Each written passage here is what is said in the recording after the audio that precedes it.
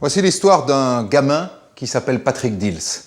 Il a 16 ans quand il est accusé du pire des crimes, d'avoir tué à coups de pierre 2 petits garçons. Et ce crime, il l'avoue. Et il est condamné à la réclusion criminelle à perpétuité. Seulement voilà, après 15 longues années de prison, il a 31 ans et à l'issue de son 3e procès, Patrick Dils est acquitté. Il n'a pas tué les 2 enfants, il n'est absolument pour rien dans cette affaire. Il a seulement perdu la moitié de sa vie dans les prisons françaises. Et là, j'ai vu les 2 enfants, la tête, la figure écrasée par une pierre qui fait plus de 5 kilos. Alors vous pensez du spectacle qu'il y avait là. Hein. L'inspecteur Varly a dit « Allez, vas-y, dis à ta mère ce que tu nous as dit. » Et là, Patrick m'a dit « Maman, c'est moi qui a fait le coup. » Voilà, c'est Patrick Dils qui a avoué, qui a tout avoué. Comment il a tué les enfants. Le bruit que cela faisait était comme le bruit d'un melon qu'on écrase. Toutes les questions se sont posées, mais en même temps, on était soulagés de savoir qu'on avait trouvé un coupable. Qui c'est qui n'aurait pas de haine envers ça? On massacre pas des enfants qui sont en train de jouer, non? J'avais à peine 18 ans. Le monde s'écroule. On a vu grandir en prison, au parloir. On m'insulte. Ça serait quand même beaucoup plus simple. Meurtrier, assassin d'enfants, on va te faire la peau, on va te lyncher. Tu mérites pas d'exister, tu mérites pas de vivre. Là, en passant sous le tunnel, il y a des jeunes qui lui avaient lancé des cailloux sur la voie ferrée qui était située au-dessus. Et là, il s'était énervé, il avait posé le vélo à l'intérieur du tunnel et il s'était précipité le long du talus pour voir quels étaient les jeunes qui lui lançaient des cailloux. Le second procès d'un homme qui se dit innocent et qui a passé près de 15 ans de sa vie en prison. Et il s'agit certainement de la plus monstrueuse erreur judiciaire que la France ait connue. Pour la 3e fois en 13 ans, il fait face à des jurés populaires. La cour entre dans la salle d'audience. Il faudra attendre la 5e question pour comprendre. Patrick Dils est acquitté. Ils ont quand même compris que c'est pas mon fils qui est le coupable. Tout a commencé dans la banlieue de Metz, en Lorraine, à Montigny. Le coin est résidentiel. La route principale suit le tracé de la ligne SNCF qui longe cette petite ville, 25 000 habitants. Tous les enfants de Montigny connaissent ce talus où stationnent les wagons désaffectés. Depuis toujours, c'est un terrain d'aventure, loin du regard des adultes. Gérard Charrue, aujourd'hui journaliste et qui a grandi à Montigny, connaît encore le talus comme sa poche. Il faut faire attention aux branches d'acacia. Le terrain en est infesté. Donc nous voilà sur le ballast. C'est ici qu'a eu lieu le drame.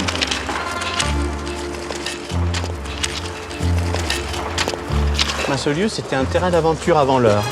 Tous les enfants du quartier, après le goûter, ils montaient, on y allumait des feux, on y fumait des lianes fumantes, on y mettait des grosses pièces de 5 francs en aluminium comme il y avait autrefois sur les rails du chemin de fer. On regardait passer le train et ensuite on récupérait une pièce toute plate comme une balle de tennis, brûlante. Et puis alors bien sûr, les cailloux on ne devait pas en jeter, mais on en jetait, on se bagarrait, même à coups de lance-pierre. On s'attachait comme des Indiens à des poteaux de torture. Voilà, c'était vraiment un endroit de jeu et un endroit de rêve. Tous les gamins aimaient venir ici.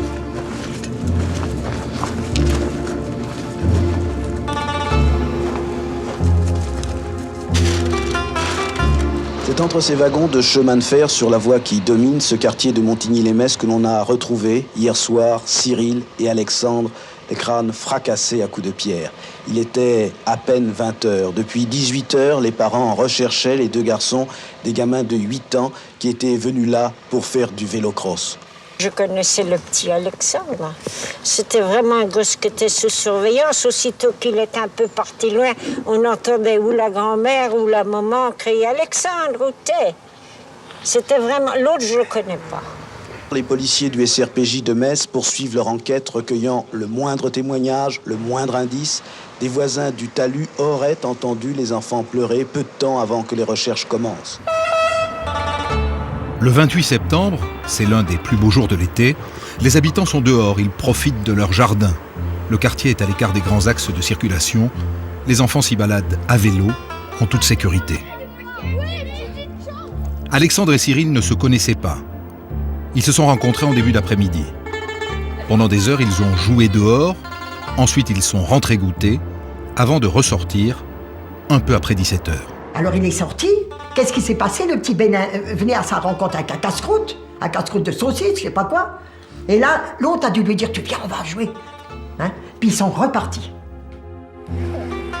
Alexandre et Cyril se dirigent alors vers le talus. Ils prennent la rue Venizelos et ils déposent leur vélo, juste en face de cet entrepôt. Vers 18h30, les parents et les grands-parents d'Alexandre s'inquiètent de ne pas le voir revenir. Le grand-père, il est venu, il était aux environs de 19h à peu près. Il est venu voir si Alexandre était là. Mais je dis non, Alexandre, il n'est pas là. Cyril non plus. Alors le grand-père a fouillé un peu partout. Mais c'est tout ce que je me souviens. Les parents d'Alexandre décident de prendre leur voiture pour faire le tour du quartier. Il faut faire vite. La nuit est en train de tomber. Dans la rue Venizelos, au bas du talus, les phares éclairent 2 vélocrosses posés contre la pente. Les Beckrich s'arrêtent. Il est près de 19h. Le papa d'Alexandre escalade immédiatement le talus. Monsieur Beckrich a cru entendre des bruits de voix. Il regarde sous les wagons. Rien. Maintenant, il fait nuit noire. Des voisins viennent se joindre à eux. Puis arrivent des policiers. Eux sont équipés de lampes torches. Et soudain, dans le faisceau de lumière, derrière un wagon, le corps des 2 petits garçons. Est-ce que vous avez trouvé les enfants? Il m'a fait un signe de la tête. Alors je dis pas, je vais aller voir. Il n'a pas voulu que je passe, alors je l'ai écarté. Et j'ai été voir. Ben là, j'ai vu les 2 enfants. La tête, la figure écrasée par une pierre qui fait plus de 5 kilos. Alors vous pensez du spectacle qu'il y avait là. Hein, parce que j'en ai vu aussi des massacres pendant la guerre. Mais de ça, de mon petit-fils, ça je ne pourrais jamais pardonner à celui qui l'a fait. Hein.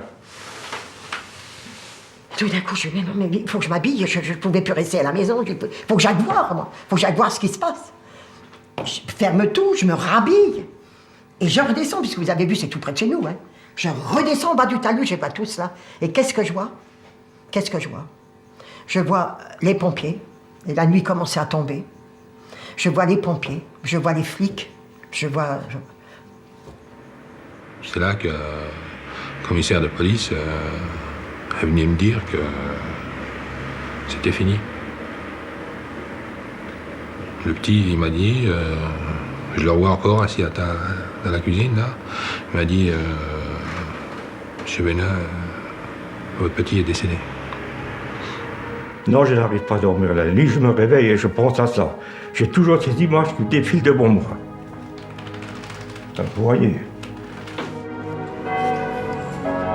Quelques jours plus tard, les obsèques des enfants. 2 messes distinctes, le même jour, dans l'église de Montigny-les-Messes. Toute la ville est là, dans l'église et à l'extérieur.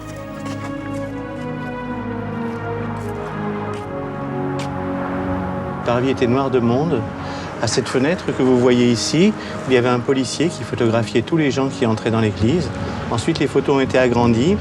Ils ont essayé de voir si le meurtrier était venu aux obsèques de ses propres victimes. Les policiers ont beaucoup travaillé sur cette affaire et ils en ont fait une affaire personnelle parce qu'ils étaient pour la plupart âgés de 30 à 40 ans. Ils avaient de jeunes enfants et ils voulaient absolument résoudre cette affaire. Et je me souviens d'un gros bouquet de lys blanc sur le cercueil de Cyril. L'ambiance était poignante, il n'y avait pas un bruit dans l'église. Et l'abbé Blum avait dit une phrase qui m'avait frappé. Il avait dit aux parents « Actuellement, vous êtes en train d'entrer dans un désert et la traversée sera longue et difficile. »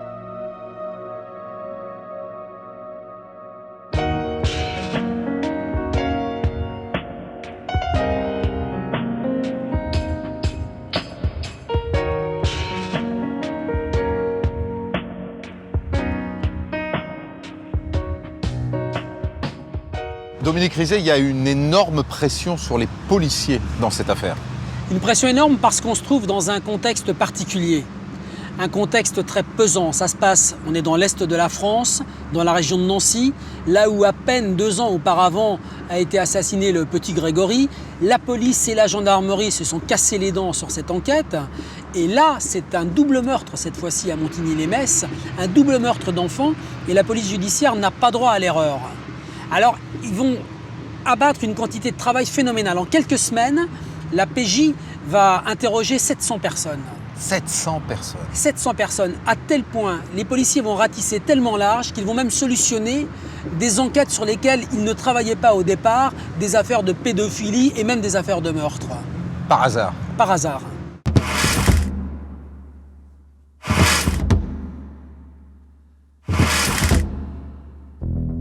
Les policiers commencent par une enquête de voisinage, classique. Ils frappent une par une à toutes les portes du quartier.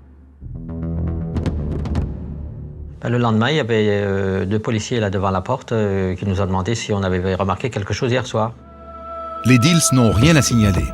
Mais dans l'encadrement de la porte derrière sa mère, les policiers sont intrigués par Patrick, un adolescent de 16 ans, qui a les mains bandées et tachées de rouge. Il explique qu'il fait une allergie qu'il soigne à la teinture d'iode.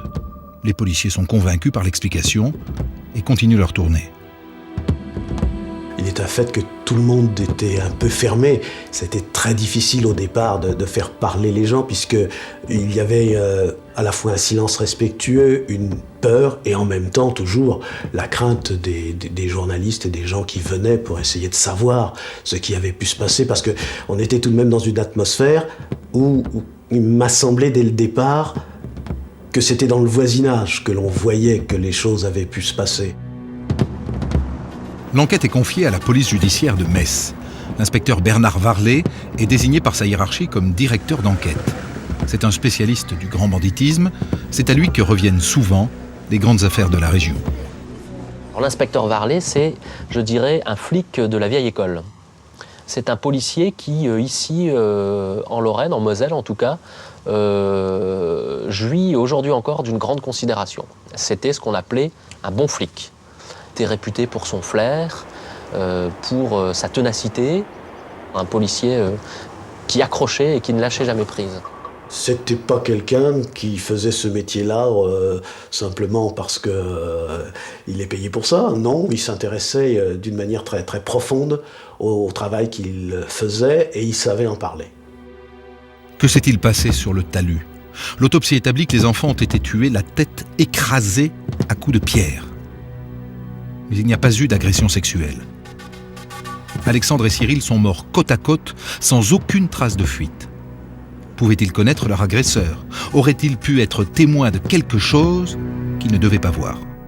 Lorsque je suis arrivé à Strasbourg avec les corps des 2 petits-enfants, la première des choses que j'ai demandé que l'on fasse, c'était de passer au rayon les corps des enfants, parce que nous avions laissé entendre que les enfants avaient assisté à un trafic de stupéfiants sur le talus et qu'ils auraient pu être tués par balle par des trafiquants.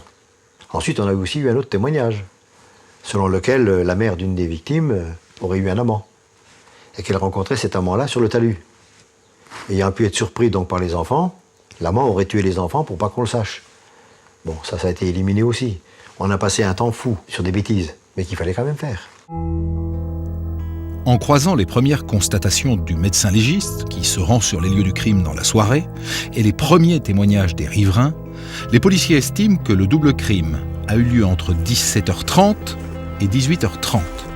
Mais un couple du quartier qui a participé aux recherches le soir du drame dit avoir entendu des pleurs d'enfants un peu avant 19h. Seulement voilà, dans la panique générale, les policiers ont oublié de noter leur nom et leur adresse. 2 jours après le meurtre, l'inspecteur Bernard Varlet reçoit un étrange appel. Alors, le soir de l'autopsie, donc le mardi soir, de retour à Metz, vers 22h, le secrétariat m'informe qu'une personne désire me rencontrer à 23h seule. Ce n'est pas le rôle ni l'habitude de la police judiciaire de se rendre seule à ce genre de rendez-vous. Donc j'y vais avec un de mes collègues. Là, je rencontre une personne que je connais, personne digne de foi, qui m'indique que dans le cadre de l'affaire de Montigny, il serait intéressant que je m'intéresse à Dils, sans précision.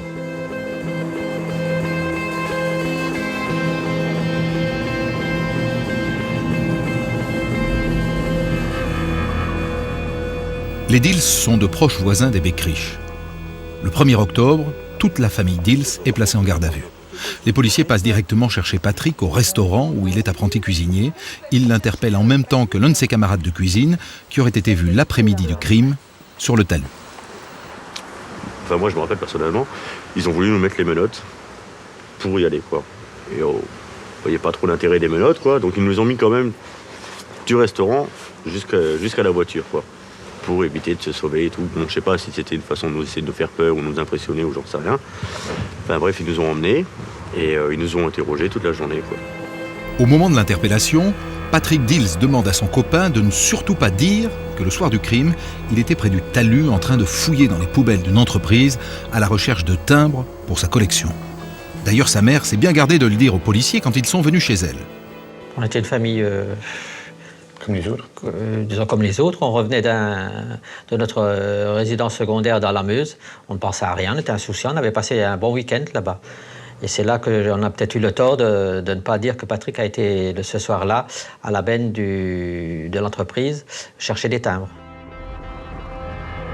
Le dimanche 28 septembre, jour du crime, les Dils sont dans la Meuse, où ils possèdent une petite maison. Ils rentrent à Montigny vers 18h45, à la tombée de la nuit. Pendant que ses parents déchargent la voiture, Patrick va, comme il en a l'habitude, fouiller dans la benne à ordures de l'entreprise voisine à la recherche de timbres. La benne est juste en face du talus. Combien de temps s'est-il absenté ? Son père et sa mère ne donnent pas la même version. L'un dit quelques instants, l'autre environ un quart d'heure.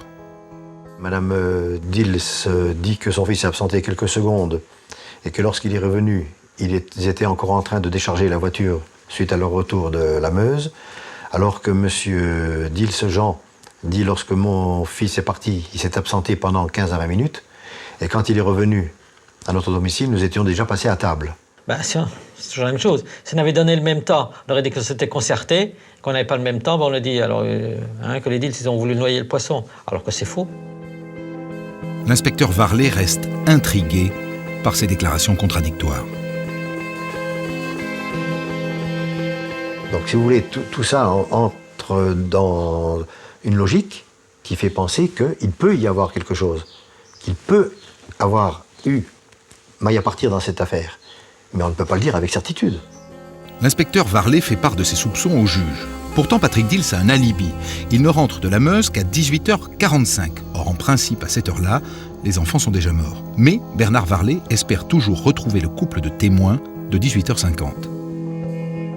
Nous savions qu'il y avait un témoignage qui disait que les enfants avaient été entendus en train de pleurer aux alentours de 18h50, 18h55. Ce témoignage-là, n'ayant pas été acté par procès-verbal, on ne pouvait pas en faire état.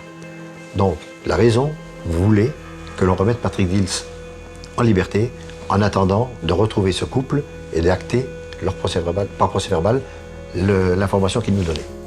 4 jours après le double meurtre, Bernard Varlet envisage d'avoir trouvé le coupable.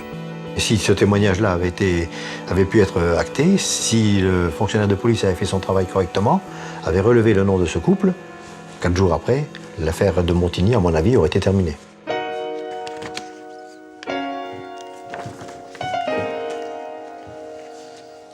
Voici une photo aérienne des lieux du crime. Le crime a eu lieu ici, sur ce qu'on appelle le talus, entre 17h30 et 18h30. Patrick Dils, lui, rentre de la campagne à 18h45 et se rend directement ici, dans cette benne à ordures qui se trouve derrière une usine, et c'est dans cette benne qu'il recherche des timbres pour alimenter sa collection. Il est de retour chez lui à 19h. Il a donc passé 15 minutes à cet endroit-là. Matériellement, le crime, 17h30, 18h30, Patrick Dils, 18h45, 19h, matériellement, Patrick Dils n'a pas pu tuer les 2 enfants. Sauf qu'un couple qui habite par ici, à travers sa fenêtre ouverte, a entendu des cris et des pleurs d'enfants venant du talus, ici, aux alentours de 19h. ce qui contredit bien entendu les conclusions des policiers et des légistes sur l'heure de la mort. Dans ce cas-là, néanmoins, si à 19h les enfants pleuraient encore, Patrick Dils a pu parfaitement commettre le crime. Pour faire de Dils un coupable, l'inspecteur Varlet doit donc retrouver impérativement ce couple de témoins. L'enquête continue. Les témoignages viennent ouvrir quelques pistes. On cherche une Fiat Panda de couleur claire, puis un vélo d'adulte avec des sacoches grises vu en stationnement rue Venizelos. La police demande l'aide de la population, y compris celle des parents des victimes. Comme je me promenais avec mon travail, consistait à circuler en ville en autobus. Chaque fois que je voyais le modèle de voiture demandé, à un arrêt, je notais le numéro de la voiture, numéro d'immatriculation de la voiture. Et tous les 2 jours, je me rendais au poste de police, voir Varlet et ses adjoints, et je leur donnais la liste.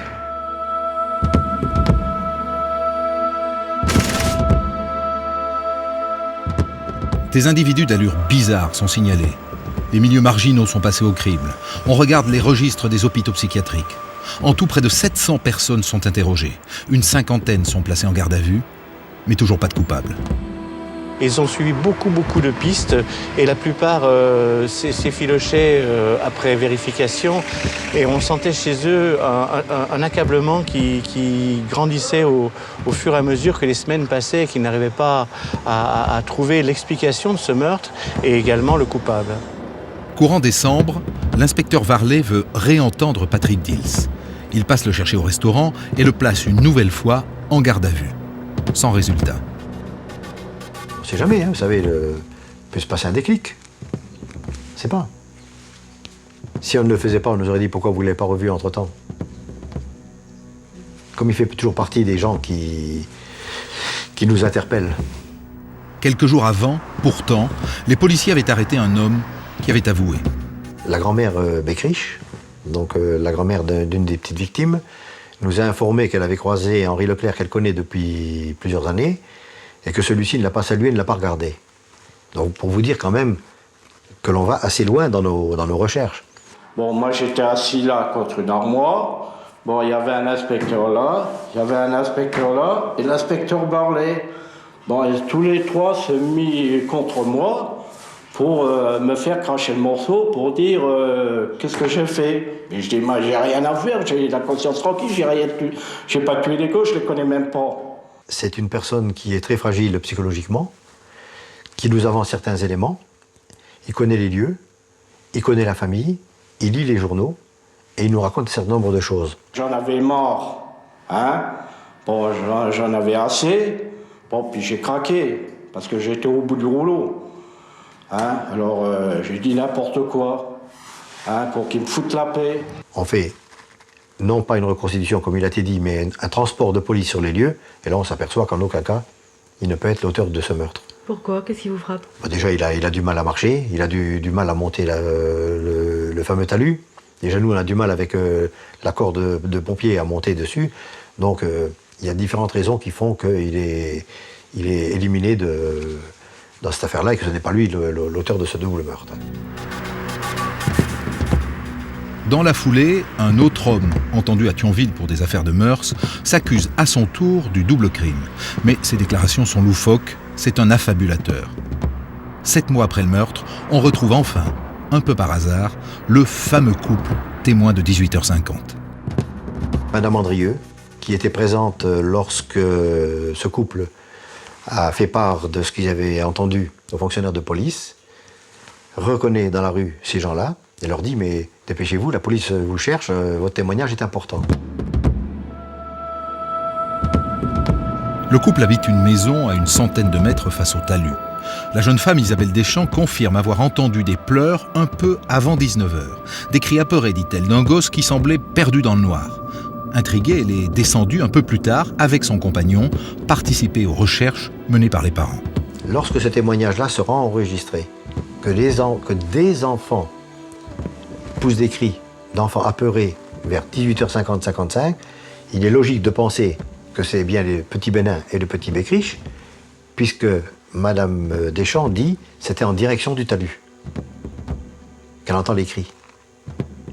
Donc ça déplace l'heure de la mort. Ce témoignage-là, pour nous, est quand même d'une importance capitale. Puisque Patrick Dils, si on en revient toujours à lui, il arrive vers 18h35, 18h40, donc il a le temps matériel d'aller là-bas. Le lendemain, 28 avril, Patrick Dils est arrêté et, une fois de plus, placé en garde à vue.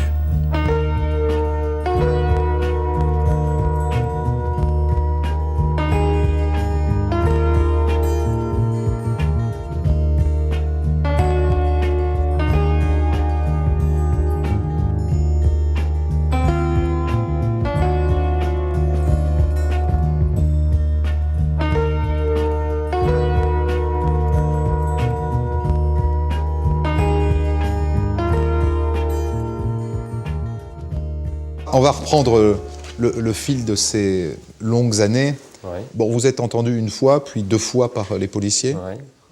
Vient la 3e fois. Vous croyez qu'à ce moment-là, l'inspecteur Varlet et les policiers qui sont autour de lui sont déjà convaincus que vous êtes coupable? Je pense qu'ils l'ont été très vite. Parce que s'ils ne l'avaient pas été, il n'y aurait pas eu cet acharnement qui a pu en découler.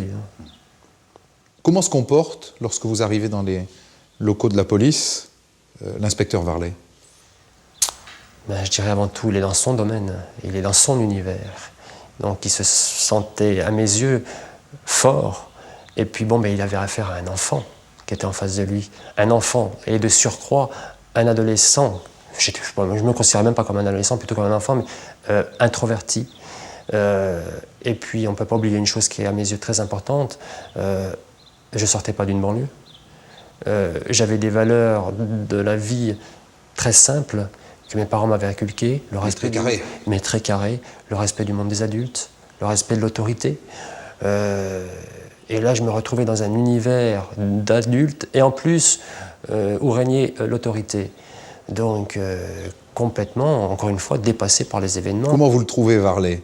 Parce que dans votre livre, vous avez des mots assez durs pour lui.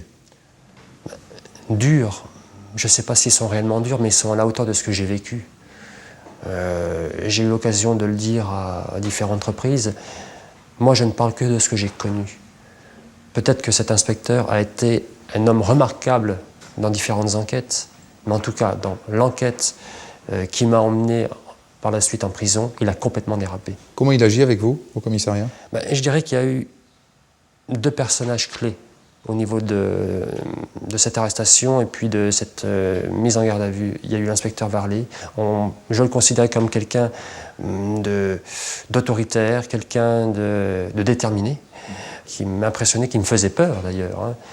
Et puis mais il est venu après, entre autres, puisqu'ils se sont relayés par différents inspecteurs, mais il y a eu l'inspecteur Marcheguet. Alors, lui était complètement différent de l'inspecteur Varlet, mais je dirais il était plus vicieux, beaucoup plus vicieux. C'est-à-dire? Même parce qu'il a été sournois, il y a été par les sentiments. Il était amical avec vous? Il a essayé d'être amical, il a commencé à me parler, de me parler des choses, si vous voulez, qui me tenaient à cœur, de mes parents, de mon travail. Et puis il a commencé à me faire parler. Et puis après, comme je le raconte très bien dans le livre, mais écoute garçon, tu te souviens pas ce que tu as fait pendant ces 10 minutes. Tu sais, 10 minutes, c'est très très long. Alors, c'est une mise en condition. C'est pas quelque chose qu'on va... Je dirais, c'est pas une ambiance qui va se créer en l'espace de quelques minutes. Pour pouvoir en arriver à une situation telle, il y a eu quelque chose qui a vraiment été construit. C'est pas quelque chose qui a été voulu de ma part, absolument pas. Moi, ce que je voulais, c'était rentrer chez moi. Patrick Dils va être interrogé 2 fois dans la journée. Une première fois dans l'après-midi pendant 3 heures, puis encore 1 heure dans la soirée. L'adolescent ne change rien à ses précédentes déclarations. Son comportement semble normal. Il est très calme. Très calme, il n'est pas remuant, il ne demande rien, il a l'air inquiet? Même pas. Même pas. Il n'a pas l'air inquiet, il est calme, il est détendu. Rien de particulier dans son attitude. Après une nuit passée en cellule, un policier vient chercher Patrick Dils pour un nouvel interrogatoire. Mais d'abord, il l'emmène au réfectoire prendre un petit déjeuner avec les policiers. Petit déjeuner qui va durer 3 heures. On peut nous reprocher ça, de l'avoir mis en confiance de 7h du matin à 10h du matin, quand il est dans la salle de repos en train de boire son café. Au lieu d'être dans la salle dans une cellule au commissariat, il est dans une salle de repos à la police judiciaire, où il a un fauteuil, il a du café, il a des croissants, où il peut discuter de choses et d'autres. Donc là, il est au repos, mais il discute de beaucoup de choses, ce qu'on appelle la mise en confiance. Et ça marche. Entre 2 croissants, Patrick Dils sympathise avec 2 inspecteurs. Patrick Marcheguet lui parlait de Pierre, comme Patrick Dils aimait les pierres, il parlait de Pierre, de choses et d'autres, quoi. Et donc, à 10h, M. Marcheguet vient me dire qu'il vient d'admettre qu'il s'était rendu sur le talus et qu'il avait vu les vélos en bas de ce talus. Patrick Dils est immédiatement conduit dans le bureau de l'inspecteur Varlet. Et d'un coup, il passe aux aveux. À partir du moment où il s'explique sur ce qu'il a fait le soir-là, on le laisse parler. Et notre crainte, c'est que le téléphone intérieur sonne, que quelqu'un rentre dans le bureau et coupe le fil de cette audition. Ça, c'est notre crainte de tous les moments. Vous voulez dire par là qu'à partir du moment où il commence à parler, il parle pendant des heures? Oui, pendant 2h30, où il s'exprime sur ce qui s'est passé. Ça sort... Ça sort d'un seul morceau, comme dirait quelqu'un. Ça vient tout seul, quoi. J'ai remarqué 2 garçonnets sur la droite des voies ferrées. J'ai immédiatement reconnu l'un des 2 comme étant un petit voisin, Alexandre Beckrich.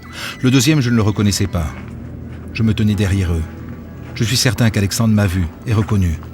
Je les ai suivis. J'ai emprunté le même chemin. Les enfants ont encore parcouru une dizaine de mètres. Puis je les ai rejoints. C'est à ce moment-là que, pour une raison que je ne m'explique pas, j'ai ramassé une pierre que je tenais dans ma main droite. Je me suis rapproché de l'enfant que je ne connaissais pas. Je lui ai donné un coup avec la pierre suffisamment fort pour qu'il tombe. Celui-là ne disait plus rien. Par contre, Alexandre poussait des cris de frayeur. Il ne bougeait plus, comme s'il était paralysé. Il criait fort. Cela m'a affolé. J'ai ramassé une autre pierre. J'ai frappé Alexandre à peu près au milieu du front pour le faire taire. Il est tombé à environ 1,50 m de son copain. J'ai ramassé une grosse pierre. J'ai frappé à 3 ou 4 reprises sur la tête et le haut de la poitrine de l'enfant que je ne connaissais pas. J'ai également frappé sur la tête d'Alexandre à 3 ou 4 reprises. Le bruit que cela faisait était comme le bruit d'un melon que l'on écrase. Il est calme, il explique à la limite comme s'il avait été à son travail, qu'il était rentré le soir, comme si rien de particulier ne s'était passé. Patrick Dils raconte qu'après le crime, il est rentré chez lui, qu'il a monté 4 à 4 les étages, qu'il s'est mis ensuite en pyjama avant de se laver les mains. L'eau était mélangée de terre et de sang, cette eau était de couleur rose. Il aurait ensuite rejoint ses parents à table, comme si de rien n'était. On est quand même estomaqué des détails qu'il donne, des précisions sur certaines choses que nous ignorions. Et on est surtout surpris de voir un enfant de cet âge-là parler aussi simplement d'un double meurtre. À l'étage en dessous, les policiers interrogent le copain de Patrick, Thierry Chrisman. Au bout d'un quart d'heure, il y a un des inspecteurs qui était là, qui est descendu, qui m'a regardé, qui m'a dit « Bon, bah écoute, il me dit, j'ai une bonne nouvelle et une mauvaise nouvelle pour toi. » J'ai dit « Ah bon ?» Il me dit « Bah voilà. » Il me dit « La mauvaise nouvelle, il me dit, c'est qu'il a dit qu'il n'était pas tout seul. » Il me dit « Et la bonne nouvelle, il me dit, bah, c'est que tu vas pas rentrer chez toi tout de suite aujourd'hui. » Je dis « Ah bon ?» Et je dis « Pourquoi ?» Il me dit « Bah étant donné qu'il a dit que tu étais avec lui, il me dit tu vas rester un petit peu et il me dit il va falloir qu'on en rediscute et tout. » Donc il m'a fait gentiment comprendre que j'étais complice, quoi. Donc là, bah, je suis quand même tombé en pleurs parce que ça fait un coup quand même, quoi.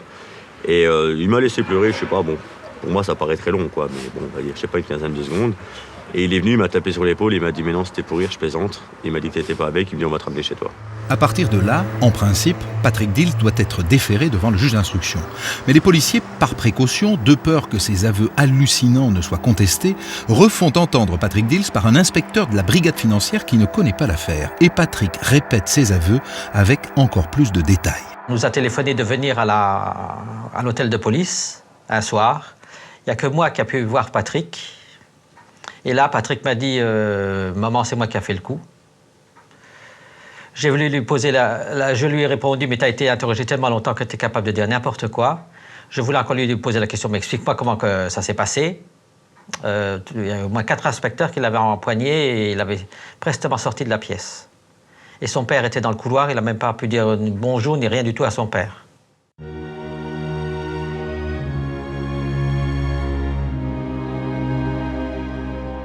On va en venir maintenant donc à ce moment très particulier où vous avouez. Oui. On a bien compris que vous n'aviez pas la force à cet âge-là de dire non aux questions qu'on vous posait, de tenir tête. Hein. Mais vous donnez des détails que personne ne vous demandait. Il y a une phrase qui est terrible dans votre PV d'aveu. Le bruit du crâne ressemblait à celui d'un melon qu'on écrase. D'où vous sortez ça? Ces détails, s'ils sont aussi justes et aussi vrais, c'est tout simplement parce que c'est des éléments qui, d'une certaine manière ou d'une autre, m'ont été communiqués. Alors comment? Il y a plusieurs façons de pouvoir communiquer des détails. Hein. Mais à mon égard, on a agi de 2 manières bien précises. La première, c'était les réponses se trouvaient très souvent dans les questions posées. Et puis, pour d'autres détails, au niveau, je dirais, emplacement des corps, emplacement des wagons, lampadaires, etc., eh bien, il y avait un plan qui se trouvait au dos du bureau, enfin, au dos de l'inspecteur Varlet, sur le mur. Il me suffisait simplement de lever les yeux et les questions qui m'étaient posées, la réponse se trouvait au mur. Donc, à ce moment-là, n'importe qui peut devenir le coupable idéal. Il ne suffit pas de s'appeler Patrick Dils pour devenir un coupable. Il suffit de dire le plan. Ben voilà. D'avoir les photos, d'avoir un espace, d'avoir un lampadaire. Il y avait combien de wagons? 1, 2, 3, 4. 4. Il y avait combien de voies? Voilà. Il suffit simplement de regarder et puis de dire ensuite. Mais ce qui est très troublant, c'est que, une fois de plus, que vous ayez fait des aveux dans ce contexte, on le comprend, mais vous les répétez à votre maman. Vous lui dites « Maman, c'est moi qui l'ai fait ». Avant, il faut peut-être, pour bien comprendre comment on en arrive à cette situation, il faut d'abord dire comment mes parents sont amenés à l'apprendre. Lorsque je viens à dire la phrase magique, je dirais pour les inspecteurs, celle qui est abominable pour moi, oui, c'est moi. Eh bien, l'inspecteur Varlet a tout simplement dit, bon, maintenant il va falloir le dire à tes parents. On fait comment? Tu préfères qu'on le dise nous-mêmes ou tu veux le dire toi-même? Eh bien, même si j'étais peut-être stupide, si j'étais pas très éveillé, j'avais quand même un petit peu de réflexion, un tout petit peu. Et je préférais le dire moi-même. Pourquoi? Parce que je pensais qu'on allait me laisser quelques instants, même pas 1 minute peut-être, mais quelques instants avec mes parents, et qu'en étant avec mes parents pendant ces quelques instants, je pourrais leur dire « Écoute maman, mais c'est que des conneries, on ne m'a pas laissé tranquille », j'aurais pu leur dire la vérité. Malheureusement, je me suis encore une fois bien trompé, parce que c'est pas du tout comme ça que ça s'est passé. Mes parents sont effectivement arrivés, ce ne sont même pas mes parents que j'ai vus, c'est uniquement ma mère. Mon père, on l'a carrément mis à l'écart dans une salle d'attente. Et quand ma mère est arrivée dans ce bureau, j'ai pas eu le temps de dire bonjour maman, j'ai pas eu le temps de l'embrasser, j'ai eu le temps de rien faire. L'inspecteur Varlet a dit allez, vas-y, dis à ta mère ce que tu nous as dit. Et puis, maman, oui, c'est moi qui ai fait le coup, c'est moi qui ai tué les gosses. Enfin, je sais plus, c'est une de ces 2 phrases-là que j'ai été amené à lui dire. Et ma mère d'un élan qui s'est sorti du cœur, et écoute, mais Patrick, on t'a fait dire n'importe quoi. Elle n'a pas eu le temps de continuer, que j'étais déjà plus dans le bureau. Et je me souviens très bien qu'à un moment donné, je passe devant une salle d'attente où se trouvait mon père. Mon père m'a regardé avec le désespoir. Il aurait voulu me prendre dans ses bras, il aurait voulu me montrer qu'il était là. J'ai pas eu le droit de l'embrasser. J'ai pas eu le droit de lui parler. On me tenait par les bras et puis on m'a emmené dans un autre bureau pour continuer ces interrogatoires. Le lendemain des aveux, l'inspecteur Varlet prévient les parents des victimes. Alors il me dit, voilà, c'est Patrick Dils qui a avoué, qui a tout avoué. Comment il a tué les enfants. En long et en large, et tout, dans tous les détails. Alors de ça, je lui dis, dites, monsieur Varlet, vous vous êtes pas trompé des fois. Vous vous êtes pas trompé, monsieur Varlet. Oh, mais dites, madame Beckrich. Non, mais je lui dis, attendez, moi j'ai donné des bons masques, ça, quand il était petit. Un voisin que tue un autre voisin. Hein? Et alors c'est pas croyable, ça. Le 30 avril, Patrick Dils avoue pour la 3e fois devant la juge d'instruction en présence d'inspecteurs de police. Là encore, la juge est frappée par le calme, la précision et la politesse de l'adolescent qui tient absolument à lui serrer la main à la fin de l'audition. Patrick Dils est inculpé de meurtre.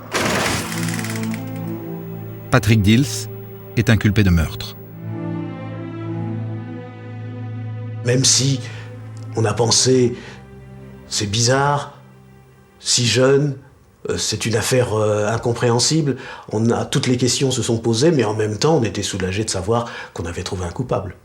Patrick Dils est un enfant de Montigny. Tout le monde est très vite au courant. Ceux qui le connaissent n'en reviennent pas. C'était une incompréhension totale. Lorsqu'on l'a dit à la télé la première fois et qu'on n'a pas donné le nom tout de suite, je me souviens avoir dit à mon mari, je connais bien un jeune qui habite dans cette rue, mais ce n'est pas possible que ce soit lui parce qu'il ne ferait pas de mal à une mouche. Disons que moi je suis plus tombé des nues parce que je m'attendais pas jamais à un truc comme ça. Disons qu'entre la période où c'est arrivé et la période où on a été interrogé, il y a quand même une paire de mois qui y sont passés, qui se sont écoulés, et on se voyait quand même tous les jours. On allait travailler tous les jours. Et je l'ai jamais trouvé, moi, vraiment changé, quoi. Oui. Jamais. Si ça aurait été lui, bon, à un moment ou l'autre, il aurait là, je sais pas, on aurait remarqué quelque chose. On le voyait tous les jours, on n'a jamais rien. Comment imaginer qu'un adolescent si bien élevé et si réservé ait pu tuer 2 enfants de sang-froid, lui qui collectionnait les timbres-poste et les minéraux? Voilà la chambre de Patrick qu'il a occupée avant de partir, d'être enlevé de chez nous. Voilà sa chambre, sa collection de minéraux.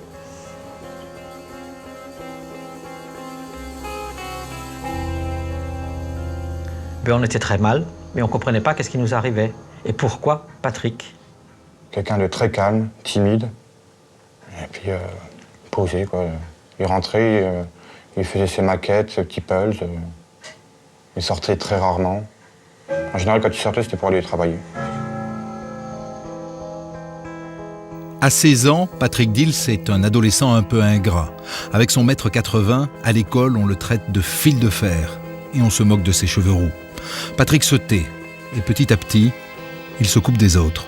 Je crois que l'ambiance a fait de Patrick Dils, qui est un garçon extrêmement timide, très renfermé, manquant d'expression, on l'a fait passer un peu comme un garçon un peu simplet, un peu renfermé, et on s'est dit, on ne sait pas ce qu'il y a derrière ce visage de quelqu'un qui ne parle pas, qui ne s'exprime pas, donc on a dit, il y a quelque chose.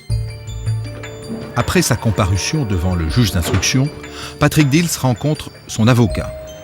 Mais dès le premier rendez-vous, voilà qu'il revient sur ses aveux. Maître Becker ne le croit pas. Et il m'a dit « je suis innocent ». Mais il m'a dit « je suis innocent » comme s'il m'avait dit « monsieur, j'aimerais un verre d'eau ». Quand quelqu'un est innocent, généralement, pardonnez-moi l'expression, il gueule son innocence. Il est très nerveux, il refuse ce qui arrive. Là, nous avions un garçon passif, étranger. Si tu es innocent, pourquoi tu as dit que c'était toi? Pas de réponse. Pas de réponse du tout. Un garçon muré, enfermé dans son silence. Quelques jours plus tard, Maître Becker accepte donc que son client participe à la reconstitution. J'ai passé une nuit blanche en me demandant est-ce que je dois refuser cette reconstitution, dicter la conduite de Patrick en lui disant « tu ne montes pas sur le talus » ou au contraire le laisser faire pour forger ma conviction. Pas celle du dossier, pas celle du magistrat, Pas celle de l'inspecteur Varlet, la mienne. Et après cette nuit de veille, qui était véritablement une passe d'armes, j'ai décidé de lui dire, Patrick, refais ce que tu as fait ce jour-là, le jour où les 2 enfants de Montigny ont été tués. Pas plus, pas moins. Dès 6 heures ce matin, le quartier de la rue Vénésilos à Montigny-les-Metz était totalement bouclé par la police. En cet endroit, au sommet de cette butte, voie de garage de la SNCF, le 28 septembre dernier, un dimanche, on retrouvait les corps ensanglantés de 2 jeunes garçons de 8 ans, Alexandre et Cyril. La reconstitution a lieu 1 semaine après les aveux, sous la houlette du juge d'instruction Mireille Agnès Maubert.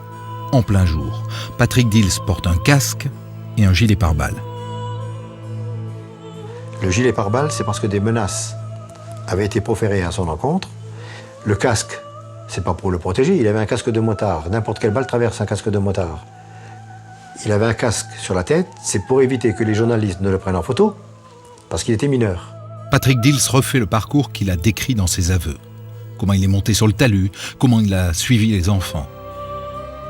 Il refait les gestes du meurtre. Il va même jusqu'à prendre les pierres et à les écraser sur les têtes des mannequins. Seulement problème, il situe la scène à plus de 40 mètres des lieux du crime. C'est un des points essentiels de la condamnation de Patrick Dils. Lorsque Patrick Dils a fini de mimer la scène de crime, il tue les enfants. Il pose la grosse pierre, il relève la tête. Il se tourne vers son avocat et lui dit « Ben non, c'est pas là que j'ai tué les enfants. Parce que quand j'ai relevé la tête, devant moi, il y avait un bosquet. » On emmène alors Patrick Dils sur les lieux exacts du crime. Mais il dit qu'il ne reconnaît pas l'endroit. Être incapable de situer le lieu du crime avait mis en moi non seulement un doute, mais une quasi-certitude de son innocence. La reconstitution se poursuit. Patrick Dils mime sa fuite, sa descente du talus après le meurtre, son retour à la maison où il monte les étages, se met en pyjama, se lave les mains et descend retrouver ses parents dans la cuisine. Troublant. Vraiment troublant. Lorsque dans la cuisine, il refait le geste, il se retrouve pour la première fois depuis son arrestation chez lui, à son domicile, avec ses parents. Et là, pour la première fois, j'ai vu qu'il s'était mis à pleurer. La reconstitution se termine. Pour tous, Patrick Dils vient une nouvelle fois de passer des aveux, convaincants, même s'ils comportent des manques. Patrick Dils n'a pas mentionné la poutre qui se trouvait entre les 2 enfants, ni le fait de s'être essuyé les mains contre un wagon comme l'a sans doute fait le meurtrier, ni le pantalon baissé de l'une des 2 petites victimes. Mais à aucun moment, il ne s'est révolté. Aucun geste de dépit, de colère, de dire c'est pas moi. Moi j'ai vu des gens qui refusaient de faire une reconstitution parce qu'ils disaient qu'ils n'étaient pas l'auteur. Il fallait voir comment ils étaient. Hein. C'était fou furieux. Là, d'un calme.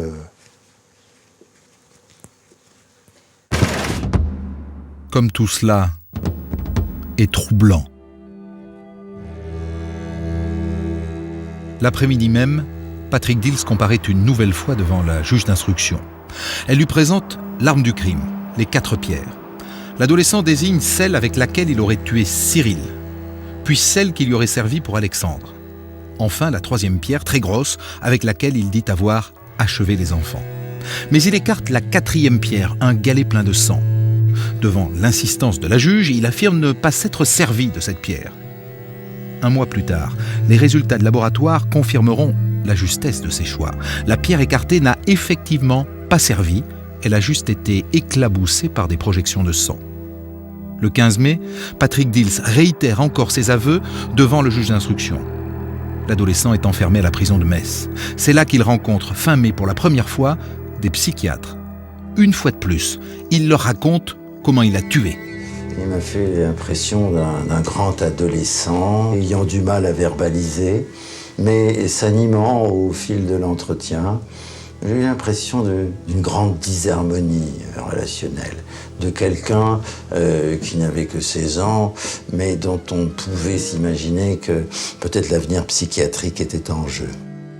Un espèce d'adolescent pas encore grand, plus du tout petit, mais qui était très très soumis à ce que je pouvais attendre de lui, à ce qu'il pensait de ce que je pouvais attendre de lui. Un jeune homme bloqué, timoré, mais paradoxalement, lorsqu'il me parlait des faits, il le faisait avec une précision, j'allais dire meurtrière, une précision vraiment très grande, comme si il récitait une leçon. Nous sommes le 29 mai. Depuis ses premières confessions au policier Varlet, il y a un mois, Patrick Dils a avoué 8 fois au total, devant autant d'interlocuteurs différents.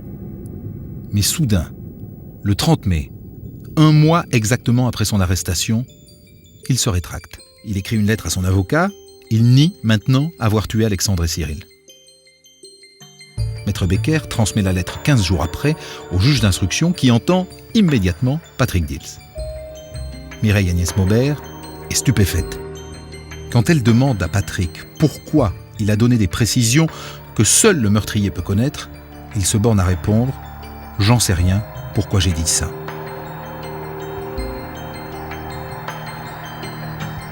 La chambre d'accusation de Metz reste convaincue qu'il est coupable et le renvoie devant la cour d'assises des mineurs.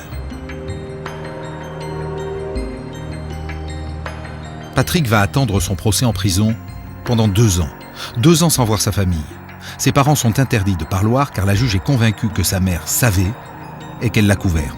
On n'a pas pu revoir Patrick pendant 20 mois.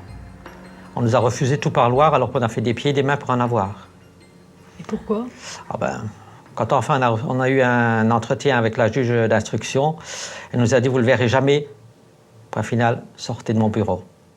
Pour moi, je suis persuadé que lorsque les fonctionnaires de police sont venus dans le cadre de l'enquête de voisinage chez la famille Dils le lundi matin, ils ont posé la question à Madame Dils de savoir s'ils avaient entendu ou vu quelque chose, qu'elle a répondu non.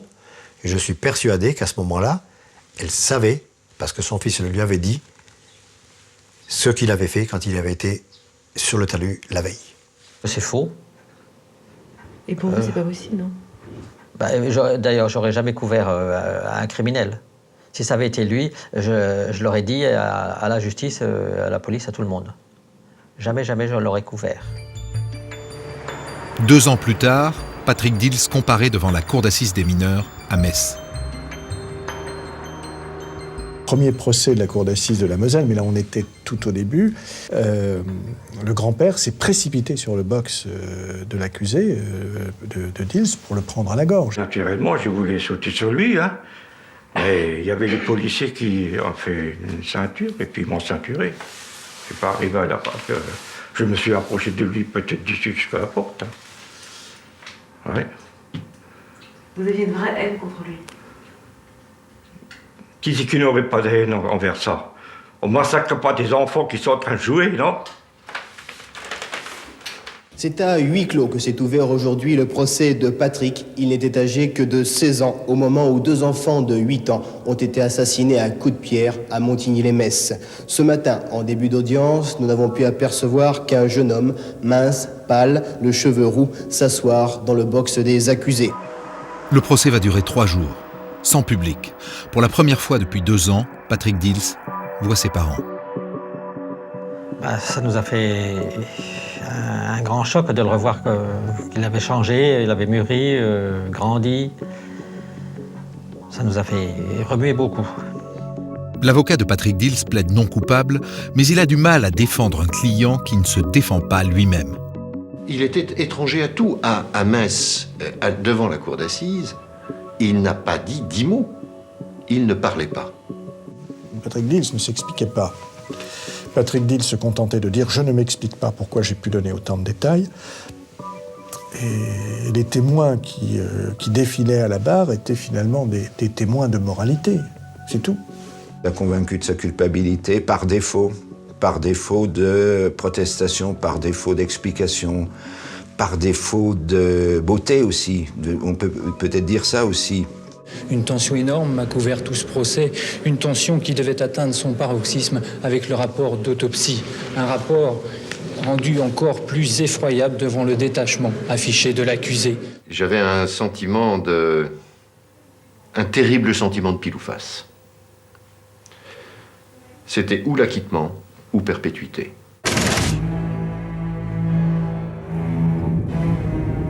À 18 ans, Patrick Dils est condamné à la prison à vie. Les jurés ne lui accordent pas l'excuse de minorité qui aurait limité sa peine à 25 ans.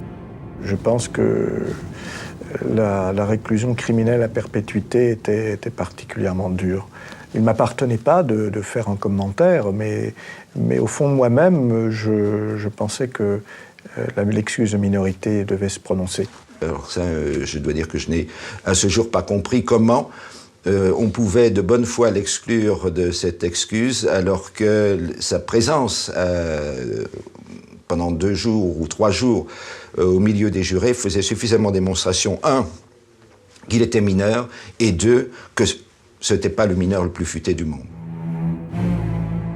Nous, on aurait encore voulu plus, mais enfin, puisque c'est le summum des peines, eh bien, acceptons-la. Qu'est-ce que vous voulez, la perpétuité, c'est bien. Mais je regrette juste une chose, qu'ils aient aboli la peine de mort.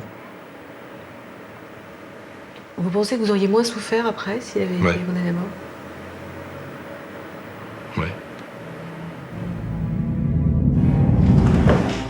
On est rentré le plus rapidement possible pour décompresser et pour essayer de comprendre qu'est-ce qui est arrivé. Et pourquoi cette lourde peine. Votre attitude pendant ce premier procès surprend tout le monde. Et peut-être encore plus aujourd'hui, quand on voit comment vous vous exprimez aujourd'hui. Au moment de ce premier procès, vous ne vous défendez pas. Mais aujourd'hui, je suis à l'aube d'avoir 33 ans, et à l'époque, j'en avais 16. Et comme si une cour d'assises n'était pas assez impressionnant, comme si le fait d'être à la place de l'accusé, c'était pas assez dur, le procès a duré 3 jours à l'époque. Et durant ces 3 jours, j'ai eu une rage de dents terrible. Vous n'avez, dit un avocat, pas prononcé plus de 10 mots. Je ne sais pas si j'en ai prononcé 10 ou si j'en ai prononcé 20, mais je sais que je n'ai quasiment pas parlé. Au moment où vous êtes condamné à la réclusion criminelle à perpétuité, vous pensez quoi? Rien. Ça peut vous paraître aberrant, mais vous savez, quand vous apprenez une sentence telle que moi j'ai appris à ce moment-là, j'avais à peine 18 ans, le monde s'écroule. On ne comprend rien. Lorsque j'ai quitté la salle d'audience, je me suis effondré en larmes dans les marches qui m'amenaient dans la petite pièce avant de regagner la maison d'arrêt. J'étais incapable de faire autre chose. Et puis, comme si ce n'était pas assez dur, pas assez lourd, quand je suis arrivé à la cour d'assises, après 21 mois d'incarcération, il y a une chose qu'il ne faudrait pas oublier, c'était la première fois où j'ai revu mes parents. C'était lourd en émotion, je n'osais à peine les regarder, parce que je devais fixer les jurés, parce que je devais fixer la présidente. C'est une cour d'assises, c'est pas une cour de récréation. On ne vient pas pour s'y amuser, on ne vient pas pour... C'était de ma vie qu'il était question. Mais bon, encore trop jeune et puis incapable de pouvoir mesurer les conséquences des mots. Et puis, comment se défendre? Parce qu'il ne suffisait pas de dire « oui, je suis innocent », parce que ça, à la limite, les gens n'en avaient rien à foutre. Ce qu'ils voulaient, c'était comprendre. Et ça, j'étais incapable de pouvoir le faire comprendre.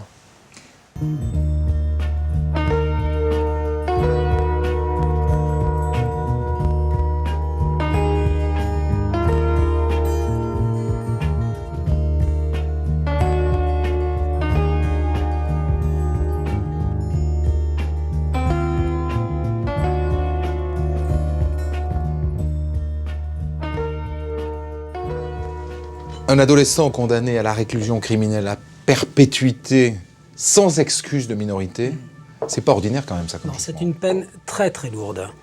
C'est une peine très lourde qui est proportionnelle au dégoût et à l'indignation des gens de la région.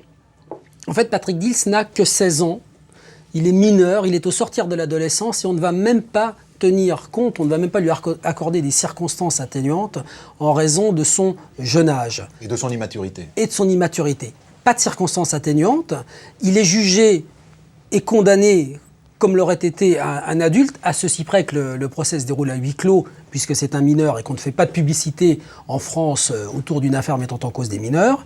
Pas de circonstances atténuantes, pas d'excuse de minorité. C'est quoi l'excuse de minorité? Excuse de minorité, c'est une disposition de la loi, c'est une question qui doit être posée systématiquement à une cour d'assises qui juge un mineur. Alors à l'époque, elle aurait permis à Patrick Dils d'avoir une peine maximum de 25 ans. Aujourd'hui, la loi a été réformée et elle aurait divisé par deux. Elle divise par deux la peine d'un mineur. Et il n'en bénéficiait pas? Il n'en a pas bénéficié. Pourquoi? Il n'en a pas bénéficié parce que je crois que les jurés étaient indignés par ce qui s'était passé. La justice, dès le départ, a été très sévère avec Patrick Dils. Il y en a d'autres comme ça, des histoires de mineurs condamnés à des peines de réclusion criminelle à perpétuité? Alors, il y a une autre affaire qui s'est passée en France qui montre que la justice peut être encore plus sévère. Ça s'est passé en 1979, c'est à peine une dizaine d'années avant l'affaire Dils. Et là, c'est la cour d'assises de l'Oise qui va condamner un jeune de 16 ans, il a l'âge de Patrick Dils, il s'appelait Bruno, à la peine de mort pour le meurtre commis dans des conditions particulièrement atroces de sa grand-mère maternelle. Et ce garçon, Bruno, a été gracié par le président de la République de l'époque, qui était Valéry Giscard d'Estaing. Patrick Dils va donner à la prison toutes ses années de jeunesse. Désormais, sa vie de famille se limite aux visites de parloir, 3 fois par semaine. C'est très dur de rentrer dans ces murs, le bruit des portes, le bruit des clés, les gardiens qui vous suivent, qui vous emmènent au bon endroit. Après, il faut attendre. Et puis après, enfin, vous avez un petit box pour vous où Patrick arrive. C'est très dur les premières fois. Moi, ce qui m'a le plus marqué dans les prisons, c'est toutes ces portes à passer.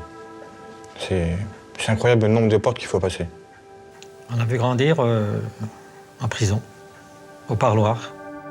Patrick Dils entretient une grande correspondance avec ses proches.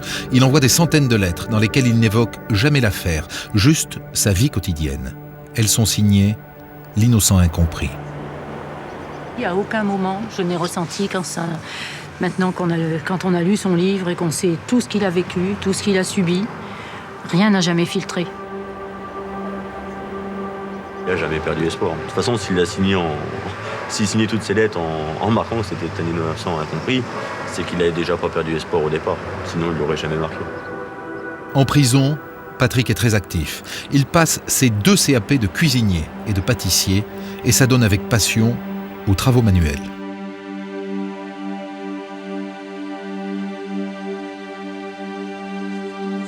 Il ne nous a jamais raconté ses souffrances qu'il a subies en prison. Il nous parlait de ses loisirs et de son travail. Pas facile de vivre à Montigny-lès-Metz quand on est le père, la mère ou le frère de Patrick Dils. C'est quelque chose qui vous a empêché de faire des choses ou qu'on vous a fermé des portes à cause de ça? Oui, on m'a fermé des portes, c'est sûr, mais bon, on fait avec, on n'a pas le choix, on fait avec. Et ben, c'est pas le patron là, ben, ça sera un autre, c'est pas grave. Des portes professionnelles surtout? Oui. Alors, je dis bon, bah, c'est pas grave, et puis à l'école, c'est pareil, à l'école aussi. Bon. C'est pour ça que j'ai arrêté l'école d'ailleurs. Pourquoi? À cause de la pression, et puis de tout ce que j'ai enduré à l'école. Je dis non, maintenant stop, hop, j'arrête, fini. Vous avez arrêté l'école à quel âge? 15 ans et demi. À cause de cette pression? Ouais. Mais la famille est restée droite et unie autour de ses On a souvenirs. des photos de camping qu'on faisait à l'époque. La famille Dils, c'est 4 personnes soudées ensemble. Comment on est chez les Dils? On cause pas beaucoup? Non, on cause pas beaucoup, on est bien ensemble.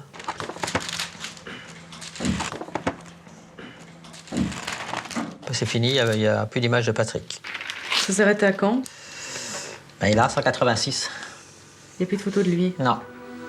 Il manque des photos sur l'album de famille, mais les Dils n'ont jamais renié leur fils. Toujours marché la tête haute, même dans le quartier, j'ai toujours su que Patrick était innocent, qu'il n'a jamais pu faire un crime aussi affreux. Ah oui, toujours. Les Dils n'ont jamais voulu déménager. Pendant des années, ils ont côtoyé les parents des victimes, jusqu'à ce que ces derniers ne quittent le quartier. Ben, c'est-à-dire que quand je la voyais venir au bout de la rue, je rentrais. Je faisais mes carreaux, j'attendais qu'elle passe. J'étais en train de balayer ma cour, je rentrais dans le garage, j'attendais qu'elle passe. Ça a été comme ça. Tu crois dans la rue, mais ils changent de trottoir. Ils vous ont jamais rien dit? Non, jamais. Vous auriez aimé qu'ils vous disent quelque chose? Bah... peut-être, je sais pas... Non, c'est aussi bien comme ça. Non, on peut pas. On peut pas mettre de côté, on y pense tout le temps. D'ailleurs, pendant ces 15 ans, ça a été notre sujet de conversation principal. Tous les jours, on parlait de l'affaire. On a essayé de savoir le pourquoi du comment. Ça a été 15 ans comme ça.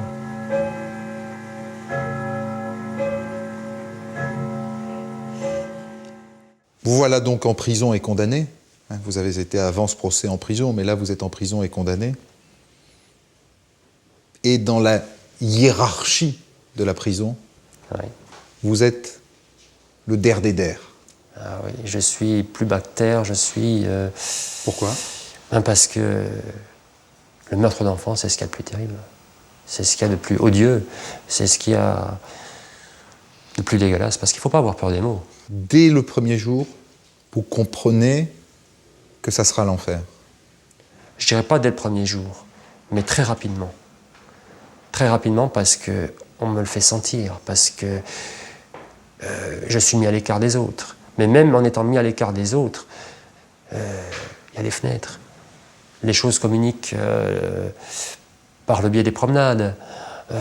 Et puis, ils vous parlent. La communication se fait très très vite. Ils vous parlent, ils vous disent. Oh, on me parle, on m'insulte. On dit quoi? Ça serait quand même beaucoup plus simple. Meurtrier, assassin d'enfants, on va te faire la peau, on va te lyncher. Tu mérites pas d'exister, tu mérites pas de vivre. Et j'en passe, c'est des meilleurs. Ça a été au quotidien. Mais on vous dira, ce ne sont que des mots. Et encore une fois, les mots font plus de mal qu'un coup porté. Et en même temps, ça ne s'arrêtera pas aux mots. Non, ça ne s'arrêtera pas. On portera les coups. On portera les coups, oui. Et dès les premiers jours, vous avez la sensation que le moment où vous êtes le plus vulnérable, c'est la douche. Oui. C'est l'endroit où on est le plus vulnérable. Pourquoi? Parce que on est nu. Et de surcroît, on est seul. Il n'y a pas de gardien. Il n'y a pas de gardien. C'est dans la douche que vous vous faites tabasser la première fois. Ça se passe comment? Eh ben, on profite du fait que je sois seul. On profite également du fait qu'on savait que je ne riposterais pas, parce que je n'avais pas les capacités. Ça, il n'y a pas besoin de le dire pour le sentir. Il suffisait simplement de me regarder pour savoir que je ne réagirais pas. Eh ben, j'ai eu droit à des coups de torchon mouillés, et ça, croyez-moi, ça fait très mal dans les côtes. J'ai eu droit à des coups de savonnette dans les chaussettes, et ça fait à la limite encore peut-être plus mal que les serviettes. Alors, effectivement, on pourrait me dire, mais attends, pourquoi t'as pas réagi? Pourquoi t'as pas été te plaindre? Vous n'avez même pas crié? J'ai pas vraiment crié, non. On peut pas dire hurler, non. J'ai contenu le mal parce que je savais pertinemment que si je venais à crier, ça aurait fait quoi? Ça aurait été un mécanisme qui se serait retourné contre moi. Il y avait déjà assez de menaces qui pesaient sur moi, donc il s'agissait de maintenir ces souffrances et ces douleurs pour éviter qu'il y en ait d'autres et qu'il y en ait encore plus. Est-ce que, du jour où vous mettez le pied en prison, vous envisagez que vous serez violé? Absolument pas. Est-ce que néanmoins, plus le temps passant, plus vous sentez que cette menace existe? Parce que ça fait partie aujourd'hui de l'univers de la prison quand on est jeune et un peu fragile. Bien sûr, mais bon, plus d'une fois on me l'avait fait comprendre. Mais bon, ce n'était que des mots. Je m'étais dit, bon, je gardais l'espoir que ça resterait jamais que des mots. Malheureusement, ça n'a pas resté que des mots. Mais là, c'est trop tard. C'est trop tard. Alors là aussi, on pourrait dire, ouais, mais attends, pourquoi tu n'as pas réagi? Pourquoi tu n'as pas porté plainte? Pourquoi tu n'as pas été voir les gardiens? Pourquoi ceci? Pourquoi cela? Ben, tout simplement parce que ça aurait servi à rien. Malgré toute cette souffrance, au moment où vous endurez tout cela, est-ce que vous êtes toujours dans le combat pour l'innocence ou pas? Toujours. C'était le combat. Le combat, le combat et encore le combat. Rien d'autre. En juillet 90, l'avocat de Patrick Dils dépose une première demande de révision qui remet en cause les aveux. En vain. 4 ans plus tard, l'avocat demande une grâce présidentielle afin de commuer la perpétuité en peine à durée déterminée. Les familles de victimes s'indignent. Là, il y a deux enfants qu'il a tués dans des circonstances abominables. Et alors, il faudrait maintenant raccourcir la peine pour question d'humanité. Mais où elle est l'humanité? Et nous, on ne peut pas parler d'humanité, nous, avec notre enfant. Notre enfant qu'on ne voit plus encore. Là, il vit, il est en prison. Moi, je ferai des kilomètres pour voir mon enfant, moi, en vie. La grâce est rejetée par le président Mitterrand. Il écrit une lettre à la grand-mère d'Alexandre qui lui avait fait part de sa colère. À l'intention de tous les parents meurtris, ma détermination à ne jamais prendre de mesures de clémence en faveur des assassins d'enfants. Je vous prie de croire, madame, avec mes sentiments de compassion, en l'assurance de mes respectueux hommages. François Mitterrand. À ce moment-là, c'est fini. Patrick Dils va rester en prison, c'est certain, au moins pour 20 ans, peut-être plus, à moins qu'un nouvel élément n'intervienne, quelque chose qui n'aurait pas été évoqué au cours de l'instruction, un nouveau témoin, un nouvel indice. C'est l'article 622 du Code de procédure pénale. Et c'est la condition pour espérer obtenir une révision. Mais ça...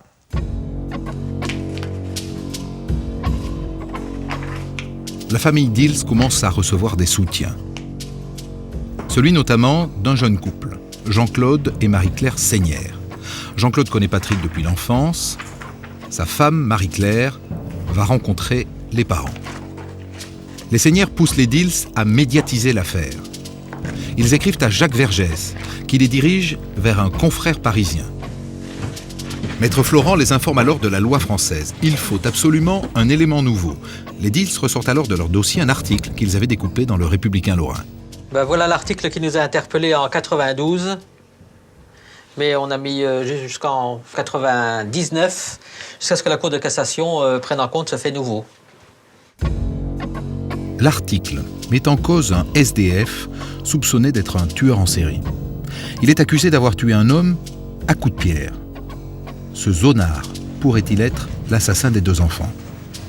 Maître Florent décide de creuser cette piste et d'enquêter sur ce SDF qui s'appelle Francis Holm. Originaire de Metz, Francis Holm a pris la route après la mort de sa mère en 84. Alcoolique, souffrant de graves troubles psychologiques, il se déplaçait surtout en autostop et séjournait dans des foyers pour sans-abri. Dès son plus jeune âge, Holm a multiplié les tentatives de suicide et les actes d'automutilation. Il faisait de fréquents séjours en hôpital psychiatrique. En 97, Francis Holm est déjà soupçonné d'une 12aine de meurtres et il est condamné plusieurs fois à perpétuité. Surnommé le routard du crime, Francis Holm a semé la mort au hasard de son périple à travers la France.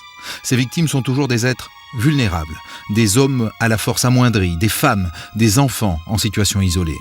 Ces meurtres sont commis la plupart du temps en état d'ivresse et ils sont d'une très grande violence. C'est quelqu'un, je pense, qui a une déficience mentale, qui souffre mentalement et qui doit être soigné mentalement. Et sa place, elle est en hôpital psychiatrique. Il a fait 115 séjours dans les hôpitaux psychiatriques. Donc lui-même le sait, puisqu'il y va dans les hôpitaux psychiatriques de son plein gré. Pour en savoir plus sur Francis Holm, le cabinet Florent contacte Jean-François Abgral. Le gendarme est devenu le spécialiste du cas Francis Holm. C'est lui qui l'a arrêté en 92 et c'est lui qui lui a fait avouer à plusieurs reprises ses crimes. Il sait comment l'homme fonctionne, il sait décrypter les drôles d'histoires que lui raconte le tueur. Ce sont des discussions, je dirais presque informelles, où l'on parle de son parcours, de sa vie. Et tout doucement, dans son parcours, il va expliquer qu'il est témoin de choses. Ces meurtres, il les décrit souvent en qualité de spectateur. Il a vu l'assassin commettre le meurtre. Il est capable de le décrire en détail, de dire où les éléments ont été éparpillés, les éléments matériels, je reviens toujours à ça. Et finalement, sa participation, il la met vraiment qu'en deuxième rideau, en déclarant plus tard, finalement, il n'y avait personne, c'est moi qui ai fait ça. Le gendarme se souvient que lors de son arrestation en 92, Holm lui a raconté une étonnante histoire en Lorraine.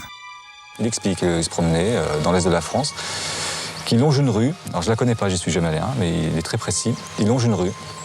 Que sur la droite, dans cette rue, il y a un talus. Qu'en haut du talus, il y a une voie de chemin de fer. Qu'en haut de la voie de chemin de fer, il y a des gamins. Que ces gamins lui jettent des pierres. Qu'à gauche, il y a des pavillons. Donc il reçoit ces pierres. Il voit les gamins, il continue sa route, il va jusqu'au bout de la rue où il y a un stop, une poubelle à droite, un pont, une route qui monte légèrement à gauche. Il part faire un tour, il revient dans l'idée quand même de sermonner les gamins. Et quand il revient, il voit des pompiers, des policiers, et il voit des gamins morts près de wagons sur les voies de chemin de fer. Le gendarme Abgral a vérifié à l'époque l'itinéraire du tueur. En septembre 86, il était bien présent à Montigny-lès-Metz. Dominique Rizet, comment se fait-il que quand Holm fait des confidences au gendarme Abgral en 1992, qui lui dit « J'ai vu des enfants, une voie ferrée, ils m'ont jeté des pierres, on a trouvé un corps, il y avait des pompiers, etc. » on ne fasse pas immédiatement le lien avec l'affaire de Montigny? Il y a une raison à ça, une raison qui me donne envie de dire que vraiment Patrick Dils, c'est le garçon qui n'a pas eu de chance. En 92, les gendarmes de Rennes arrêtent Francis Holm. Il reconnaît un meurtre qu'il a commis en Bretagne, et puis un autre, et puis il donne des éléments diffus, comme il le fait toujours, sur d'autres affaires. Il parle d'une histoire qui s'est passée du côté de Montigny-lès-Metz. Il passait à bicyclette, une voie ferrée, des enfants qui lui jettent des pierres. Il revient un moment plus tard et il dit « Quand je suis revenu, j'ai vu les corps des enfants et des pompiers sur place. » Les gendarmes prennent note. On est en 92. Et immédiatement, ils vont aller vérifier au fort de Rony-sous-Bois, où se trouve l'ordinateur central, la mémoire informatique de la gendarmerie.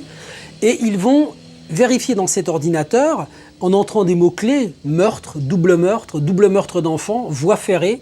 On est en 92. Et ils ne trouvent rien. Pourquoi? Parce que le meurtre qu'ils recherchent, c'est le meurtre qui a été commis en 1986 à Montigny-lès-Metz, et que l'auteur du meurtre a été arrêté, c'est Patrick Dils, qu'il est condamné, qu'il est en prison. Donc on a effacé de la mémoire de l'ordinateur. C'est un problème réglé. Cette affaire, c'est un problème réglé. Donc effectivement, ils ne peuvent rien trouver. Qu'est-ce qui va permettre alors de faire le lien entre les deux affaires? 5 ans plus tard, Patrick Dils a 2 nouveaux avocats. Jean-Marc Florent et son assistante qui s'appelle Estelle Dubois. Et ce sont eux qui vont aller questionner par écrit le gendarme Abgral, le spécialiste de Francis Holm, en lui disant « Nous, on a un client qui s'appelle Patrick Dils, qui est en prison pour telle raison, double meurtre d'enfant. Et là, ça va connecter. » Quand Abgral reçoit cette lettre, il fait tilt, il repense aux aveux d'Holm en 92, à ces éléments, il fouille dans ses notes et il retrouve ce qu'Holm lui a dit. Alors là, Abgral, le gendarme Abgral, va rédiger ce document-là, qui est un procès-verbal de renseignement judiciaire, 3 pages, qu'il va adresser à sa hiérarchie. Dans ce document, il y a d'abord la personnalité de Francis Holm, à la première page. Deuxième page, les meurtres qu'il a commis et les autres meurtres qu'il aurait pu commettre. Troisième page, Abgral écrit « Francis Holm nous a dit en 92 qu'il circulait à bicyclette le long d'une voie ferrée. » Dans l'Est de la France. Dans l'Est de la France. Avoir reçu des pierres jetées par 2 enfants. Exactement. Être parti puis repasser sur les lieux quelques minutes plus tard où il a vu les corps de 2 enfants près de wagons, non loin de poubelles et d'un pont. Voilà, ça c'est l'affaire de Montigny-lès-Metz. Et vous voyez Christophe, ce document-là, ce procès-verbal de renseignement, quand il le rédige, le gendarme Abgral est en train de donner le premier tour de clé dans la porte de la cellule de Patrick Dils. Il est aussi en train de lui redonner l'espoir. Et la liberté peut-être. La liberté peut-être, oui. Presque 2 ans plus tard, la Cour de cassation rend un premier avis. Monsieur Dils, qu'est-ce que vous ressentez? Qu'est-ce que vous voulez que je vous dise là? Je suis très ému, mais je pense que c'est bon. En fait, la commission de révision estime que la présence de Francis Holm est effectivement de nature à faire naître un doute, mais qu'elle reste une hypothèse non vérifiée. La commission demande un supplément d'instruction. L'affaire Patrick Dils rebondit, les médias se réveillent. Contrairement à l'affaire Grégory, qui s'est déroulée pas très loin de chez nous, il n'y avait pas de débat. Voilà, il n'y avait pas les pros et les antis. Dils était condamné, il était en prison depuis 13 ans à l'époque. Et c'est vrai que, mis à part les familles ou peut-être les journalistes qui avaient traité cette affaire de près à l'époque, au moment des faits, c'est une affaire dont on ne parlait plus. Très vite, l'enquête établit que Francis Holm était employé dans une entreprise de Montigny, située à 400 mètres du talus. Le 28 septembre, jour du crime, il était censé se rendre à l'hôpital pour faire soigner une blessure au pied. Il n'y est pas allé. Et à partir de ce moment-là, son entourage le trouve changé, perturbé, très violent. Il est renvoyé de son travail et le 12 novembre, il est hospitalisé après une tentative de suicide. Son corps porte des traces d'automutilation. On savait aussi, parce qu'on avait eu la chance d'obtenir un rapport psychiatrique sur Holm, et on savait qu'il commettait ces crimes de façon... c'était des actes compulsifs, d'une extrême violence. Donc on collait un peu plus avec effectivement la description du crime de Montigny-lès-Metz. Francis Holm est alors transféré à la maison d'arrêt de Nancy et interrogé par un policier qui le connaît bien pour l'avoir déjà entendu dans d'autres affaires. Un policier qui sait comment il fonctionne.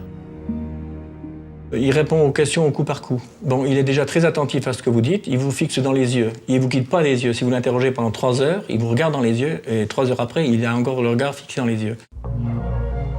Francis Holm raconte une nouvelle fois que le dimanche 28 septembre, il faisait une promenade à vélo le long de la voie ferrée. Il donne des détails supplémentaires. Là, en passant sous le tunnel, il y a des jeunes qui lui avaient lancé des cailloux sur la voie ferrée qui était située au-dessus.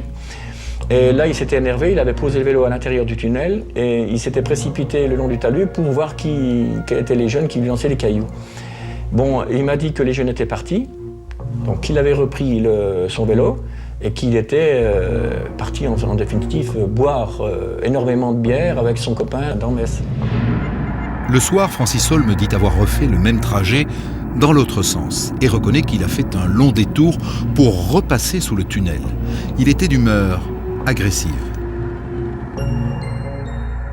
Ce qui est intéressant dans l'audition-là, c'est essentiellement donc, le fait qu'il reconnaisse que les jeunes lui ont lancé des cailloux et qu'il était repassé par là pour engueuler ces jeunes. Et bon, et malheureusement, il dit quand je suis arrivé, la police était là, les pompiers, les ambulances étaient là. Bon, mais ça c'est du pipeau, ça c'est évident. Hein. Alors, si vous voulez, si vous interrogez de nouveau une deuxième audition, après, il vous en dira un peu plus, voyez. Plus tard, au cours d'autres auditions, Holm raconte qu'il est monté sur le talus, qu'il a vu l'assassin devant 2 enfants morts. L'un d'eux avait son pantalon baissé. Je me suis aperçu que dans tous les meurtres, soit les gens étaient nus, soit les gens avaient le pantalon un peu baissé, c'est-à-dire pas entièrement, pas nécessairement dans le but de mettre le sexe à l'air, mais simplement une petite signature. Il dégrafe le pantalon, il le baisse. Et ça, c'est Holm, quoi. Francis Holm dessine les lieux du crime. Il situe même un petit chemin qui permet d'accéder au talus. J'ai décidé, moi, le lendemain, d'aller voir à Metz, d'aller voir les lieux, parce que moi, je ne connaissais pas les lieux. J'ai entendu Holm sans connaître les lieux. Et j'étais stupéfait de voir l'existence d'un chemin de l'autre côté de la voie ferrée qui menait à quelques mètres du meurtre des enfants, quoi. Le policier lui pose la question. Seriez-vous capable de tuer 2 jeunes enfants qui vous lancent des cailloux? Francis Holm répond oui, mais c'est pas moi à Montigny-lès-Metz. L'ombre de Francis Holm pèse désormais sur l'affaire. 2 journalistes s'interrogent. Patrick Dils pourrait-il alors être innocent? Il décide de reprendre l'enquête. Ce qui nous trouble au début, en fait, c'est que si effectivement Patrick Dils était coupable à 100%, et comme il a été condamné à perpétuité, nous, à chaque fois qu'on ferait notre enquête, finalement, rapidement, on aurait été bloqués, en se disant, de toute façon, c'est complètement stupide ce qu'on fait, puisque, effectivement, là, on a la preuve matérielle, par A plus B, que c'est lui.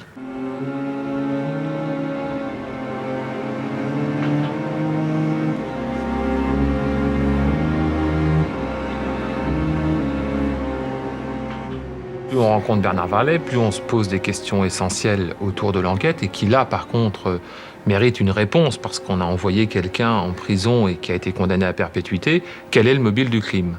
Bernard Varlet n'en a pas. Quelles sont les preuves qui vous emmènent? Bernard Varlet n'a pas de preuves. Et il nous dit, il y a les aveux. Alors certes, les aveux ont un point important et on le verra tout au long de cette affaire Dils. Mais à côté des aveux, rien ne vient suffisamment bien, et même rien du tout, vient expliquer que Patrick Dils est le coupable. Patrick Dils est en prison depuis 13 ans. Est-il coupable? La question est maintenant officiellement posée dans les médias. La présence de Holm a ouvert la porte du doute. L'erreur judiciaire, c'est quelque chose qui fait quand même fantasmer la presse. C'est quand même pas si fréquent, des erreurs judiciaires, et pour des crimes aussi terribles, ça l'est encore moins. Ça fait presque 3 ans que l'avocat de Patrick a déposé une demande de révision. Pour faire pression sur la justice, il organise un coup médiatique. Maître Florent convoque la presse sur les lieux du crime. On a du mal à comprendre que la Cour de révision prenne tout son temps dans un dossier qui devrait être prioritaire puisqu'il s'agit certainement de la plus monstrueuse erreur judiciaire que la France ait connue. Quelques mois après, le 3 avril 2001, la Cour de révision rend son arrêt. Cet après-midi, dans la chambre criminelle de la Cour de cassation, lorsque la famille Dils a croisé les familles des 2 enfants assassinés, il n'y a pas eu de regard, mais une tension extrême, bien perceptible sur les visages des uns et des autres. L'instant est historique. Comme l'avait requis l'avocat général, la Cour de cassation a finalement décidé. Patrick Dils reste en prison, mais il sera rejugé. Vous savez que c'est une première dans l'histoire judiciaire française. C'est la première fois en 100 ans qu'une condamnation à perpétuité frappant un mineur pour double homicide est anéantie par la Cour de révision. Aujourd'hui est un jour historique pour la justice française. J'ai pensé à Patrick, évidemment. Ouais. Mais j'ai pensé que le plus important, c'était que la Cour, elle casse l'arrêt. Content, c'était déjà une très bonne chose. Enfin, un petit espoir que de revoir mon frère. Avoir avoué, parce qu'il a tout avoué, depuis A jusqu'à Z, comment il a tué nos enfants, dans des circonstances abominables, des détails abominables. Jamais j'aurais cru en arriver là. Les parents des victimes restent persuadés de la culpabilité de Dils. La Cour annule le jugement de Metz. Patrick est à nouveau présumé innocent.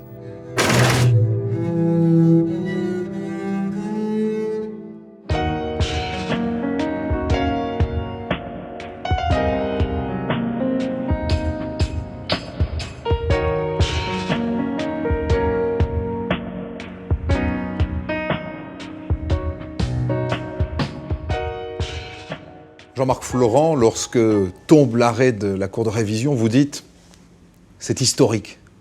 Pourquoi c'est historique ? C'est historique parce que c'est la première fois.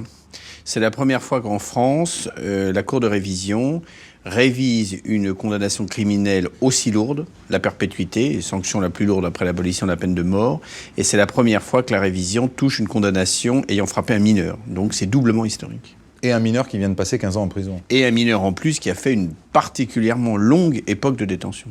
Est-ce qu'aujourd'hui vous avez la clé de cette décision de la Cour de révision ? Vous savez à quel moment vous l'avez emporté ? Je crois, enfin mon sentiment ne sera jamais le secret des délibérés des magistrats de la haute juridiction, mais je crois que c'est une décision qui n'a pas été facile à prendre. Ça, j'en suis intimement persuadé. Je pense aussi que c'est une décision qu'on a certainement eue sur le fil du rasoir.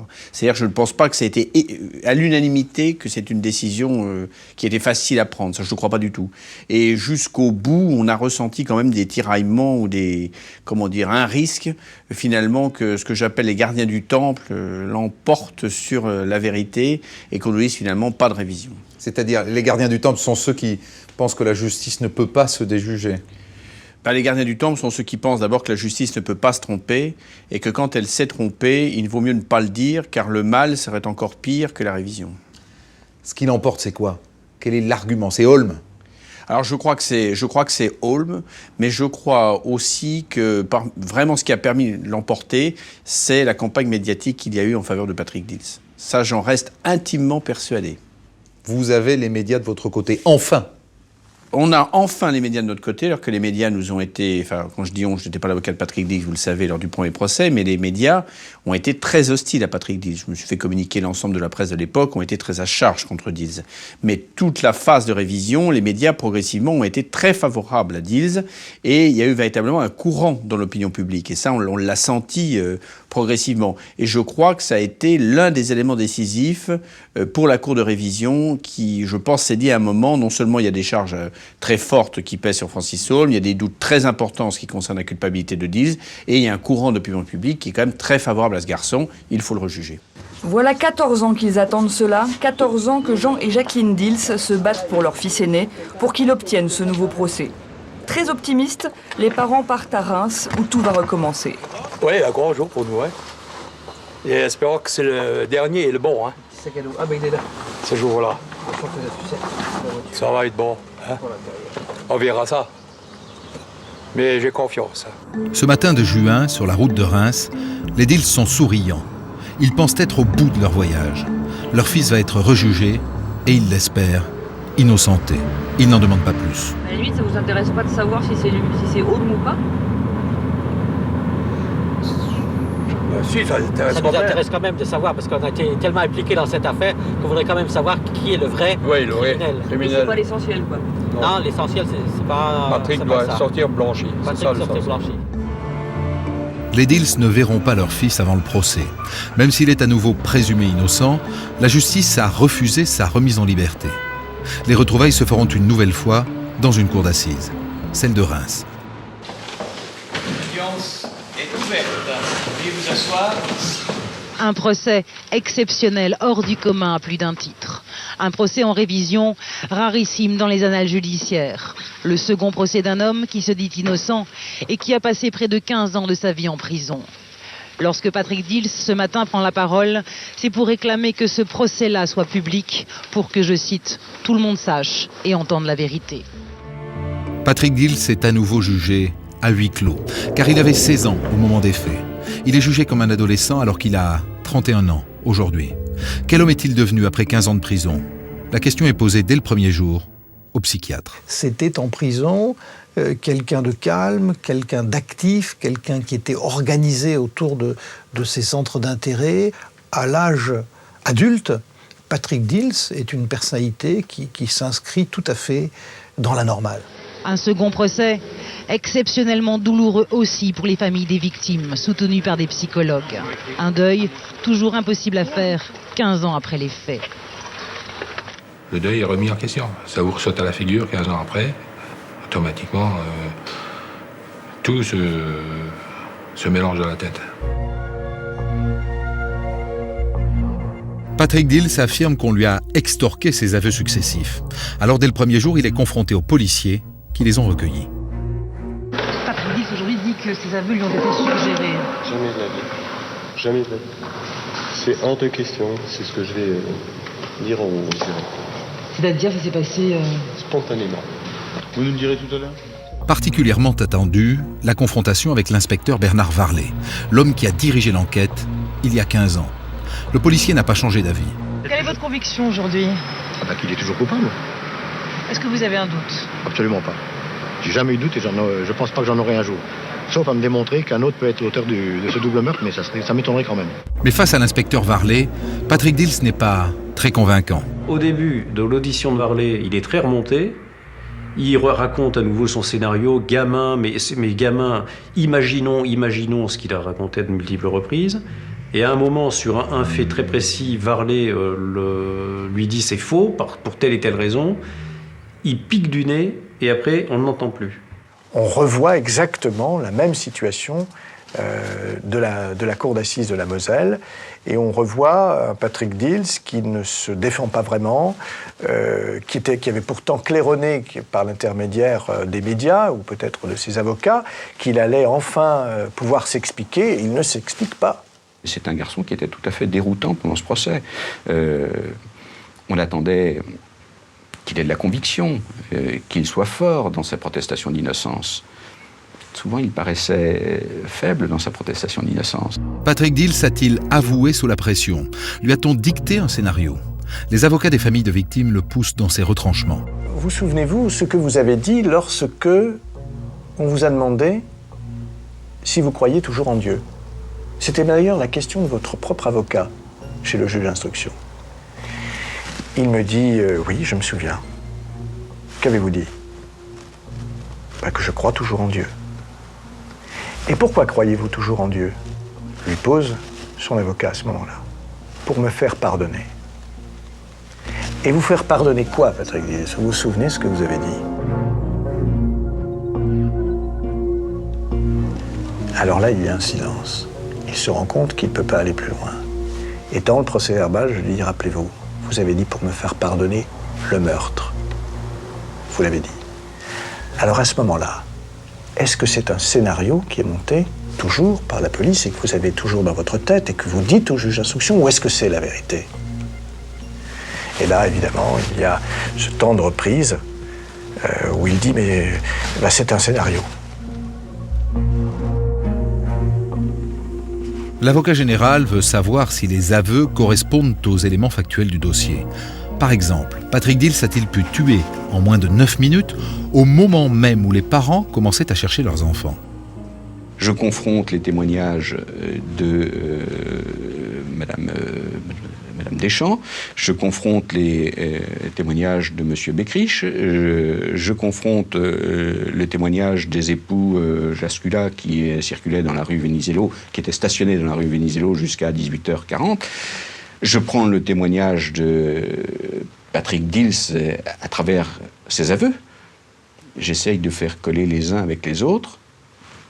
Je regrette, mais je ne trouve pas le temps nécessaire.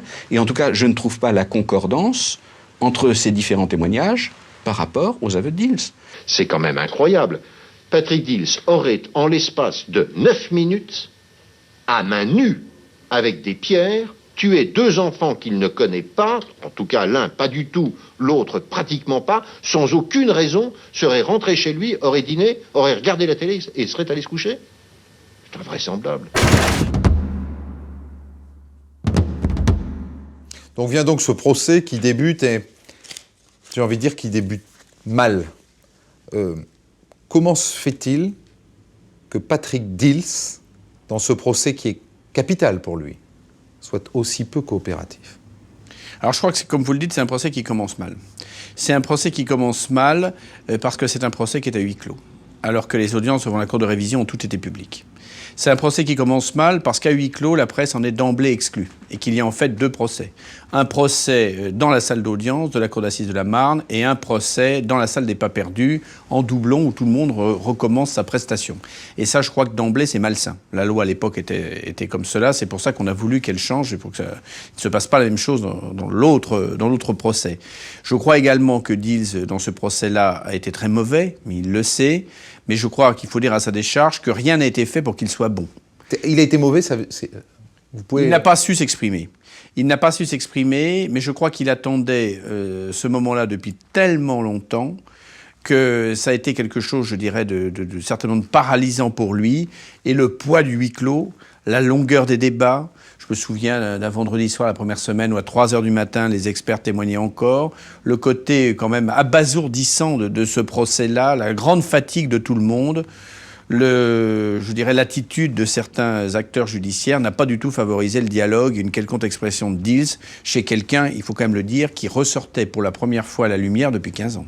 Vous êtes donc un avocat désespéré lorsque vous abattez votre carte maîtresse quand même dans ce procès, qui est l'affaire Holm et la présence de Francis Holm sur les lieux du crime. Tout le monde n'attendait que lui. À l'intérieur du fourgon cellulaire, Francis Holm.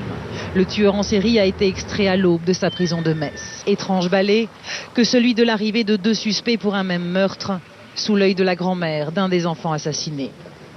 Nous, on veut savoir qui a fait ça. Qui que ce soit. Qui que ce soit. Qui que ce soit. À Reims, Francis Holm, le tueur en série, est entendu comme simple témoin, à la barre, et pas dans le box des accusés. Pour vous, Francis Holm est forcément impliqué d'une manière ou d'une autre? Disons que jusqu'à présent, à chaque fois qu'il a dit quelque chose, à chaque fois il était présent sur une scène de crime, et à chaque fois il a été l'auteur des faits.